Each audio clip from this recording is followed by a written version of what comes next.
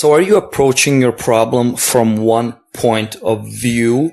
I really wanted to talk about this for a while. It's the insistence of our society to view problems from one point of view. Now, this is the problem with linear thinking in general. It's the idea that, there's one problem, one solution. You have, cancer, then you get chemotherapy. That's it. It's simple. It's linear. That's bullshit.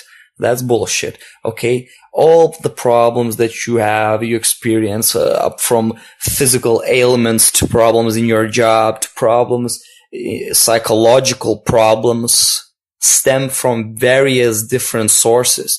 Do you understand that there are no isolated events? There are no isolated events. All events are interactions between different events happening on different planes. What does that mean? Okay, what does that mean? So, let's take a situation, like, for example, you have a psychological problem. The layman's approach, right? The silly man's approach would be, at best he would go, okay, I'll go to like a psychologist or whatever, so he'll go to a psychologist and let's say he'll give him, oh, you're depressed. Here, take these antidepressive drugs, right? So he'll take the drugs and then he'll be like, see, I'm taking drugs. Well, did you change anything else in your life? Well, no, but I am taking drugs. Well, you're a fucking idiot. You deserve to be depressed. Okay, now, as a disclaimer, clinical cases, I'm not a doctor, so don't take this advice as dropping drugs. And by the end of this video, you'll understand why drugs are awesome as well. But it's not the problem with the drugs. It's the problem with the attitude that this one-click solution, the magic bullet fix, this is an extremely dangerous attitude to have. And the people that have it are just doomed to fuck themselves over again and again and again.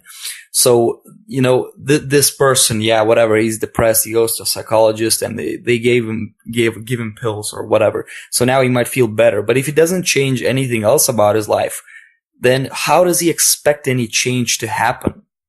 Or let's say we have some person with a certain, disease, right? Let's say he's some, let's be frank. Let's say he's some obese person who's just eating too much, who obviously has psychological problems, and now he has some health problems in his physical body as well. So he might go to the doctor and he'd be like, hey, cut me open and just fix this. And the doctor will be, oh, sure, that'll be cha-ching, and you're fixed. You're good to go. And then the person gets back home and he keeps living the same stupid and shitty lifestyle that he was living. Like, are you doing that? Same thing? Because a lot of us like to do this. And this is like the axe. This is the axe of the stupid. This is the bane of the stupid people's existence. And we're all stupid, more or less. The more you realize how holistic our health and well-being is in nature, the more power you will have. In reality, the way that problems should be treated, let's say you have a disease, okay? So the smart man's approach, let me tell you the smart man's approach dealing with it. If you have a physical ailment, okay, even if it's a life-threatening one, you go to the doctor and you ask him, what is wrong with my physical body? He will explain that to you. Now, this is where New Age hippies get it wrong. They go, hey, man, if, all is mind and all that stuff, how about I don't take drugs? I don't do the surgery and da-da-da. No, you're an idiot. Do you know why? Because if you have an ailment in your body, even if all is mind and all of that, even then you have problems so deep in your reality that it manifested all the way to your physical body. So ignoring the symptoms in your physical body is very stupid, okay? Because you already fucked yourself over. If you keep ignoring the issue, you're gonna fuck yourself over even more. So what's the right approach in this situation? What is the right way, the right path? Well, the right path would be to neither be a stupid materialistic person who thinks that his body and cutting it open is the only solution he has, neither being a silly new age hippie who thinks that his mind is the only thing that he needs to cure his cancer or whatever. The smart man will always take the balanced path. He will go to the doctor and he will learn all he can about the physical causes and all of that stuff. And he will listen to his doctor, if it's a good doctor, and he will do the things that his doctor said. Then what he will do is he will go to a psychologist, okay? He will go to a psychologist or depending on, his specific situation, and he will start analyzing his mind. Because obviously there's always connections between that. Even if the connection of having the disease, to your mind is the fact that you feel bad about having the disease, that's still a psychological leakage, a psychological leech, a psychological problem, a trauma that you need to take care of. If you don't take care of that, you're gonna have a bad time. And probably, that's not gonna help you with the healing process. So you help your physical body. Then you help your mind. You learn your traumas. You try to heal yourself and all of that. Third thing, the spiritual plane. Whatever you think about that. You know what? If you're on this channel, you probably have half a brain to realize that there's more than the physical body, right? So anyway, what you do is you actually pray to God, okay? Now, the God question is a very underdeveloped one in most people's mind, so take it with a grain of salt. Take it simply as a suggestion to connect to your deepest part, okay? Connect to yourself. Connect to your inner God, the one that we all have inside of us. Connect to it, speak to it, ask it guidance and strength to heal you. This is the holistic approach, and this goes and works for anything. Are you having career problems? Well, there are many planes. Do you have a lack of money and you need more, or you're having problems with your business? If you just try to solve it on the physical plane, I just need to get a job, but you're completely depressed and upset about money inside of you, what'll happen is you'll get a job, but because you're so messed up psychologically, you will not be able to maintain it, or you'll do a shitty job, or it will drain so much energy that you won't even want to live, after doing the job. So if you have money problems, there are many planes of problems that you have. You have problems with the fact that maybe your skill set is shit. Maybe you don't know how to market yourself. Maybe you have don't understand how to communicate with people. So you need to learn these things. Maybe you need to send out resumes. Maybe you need to move to another city. That's the physical things. The mental things. What is your mindset regarding money? What is your mindset regarding business, regarding doing your work, regarding your passion, and so on and so forth? Spiritually, do you feel like you are taken care of? If not, why not? Why don't you feel like the universe is providing to you?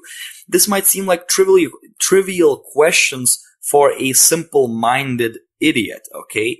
But the more you get into this, the more you realize there are no simple questions like this. There is no just the material plane and the material things that we have to do to then feel better. You always have to include everything. You always have to think of how is this from my mental perspective? How is this from a physical perspective? How is this from a spiritual perspective? The placebo effect, I'm pretty sure most of you know what it is. It's basically the idea that done by test scientists see that it works, that our minds do heal our body. If they heal our body, they can also harm our body. This is why you can't just, if you have a disease and you go to the doctor and then you get back to your shitty apartment with your shitty job and your shitty life. When I say shitty, I don't mean bad, by the way. I mean that the one that you don't like, the one which you have a bad relationship with. You can keep the job, you can keep the apartment or whatever. Sometimes you have to change them, but sometimes you can keep them. What matters is your relationship towards them. So always think from different poles. You have to think, like, to put it simply, you have to think in multiple dimensions. As long as you're thinking in one dimension, you are stuck in that one dimension, and you can't do anything, basically. Use all that you have. Use your mind's power, use your quote-unquote spiritual powers, powers of faith, and use your hands. This is, by the way, why the New Age movement and the law of attraction gets such a bad rap. It gets a bad rap because some silly hippies or, some silly easy believers, they hear about this idea and they, think about like what they want to achieve like for 5 minutes a day. Just think, and like 2 days later they go, hey, this law of attraction thing is a scam. It doesn't work. It's bullshit. Well, guess what? Like, if you're doing your law of attraction thingy and you're not doing the hard work with your hands, you're not really doing the law of attraction because you are working only on the mental plane. Okay? You are spreading the seeds or whatever, the vibrations, new agey terms, whatever, onto only a single plane. That's why you're not succeeding. You have to spread it on all planes. Okay? So you want that fitness, whatever, take care of it on all planes. You want that health, take care of it on all planes. You want good relationships, take care of your mental relationships, your physical relationships, and your spiritual relationships. You want money, take care of your attitude about money and abundance and all these things on the physical level, on the mental level, and on your spiritual level. This is how it's truly done. And the people who actually achieve great things, just listen to their interviews and stuff like that. It's always a combination. They never say that, I just worked a lot. And they say, yes, I worked a lot. Also, I thought a lot about it. I read a lot about it. That's the mental plane.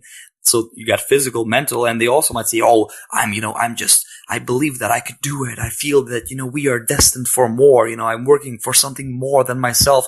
That's the spiritual plane. Because these kind of people are employing all planes, that is why they succeed.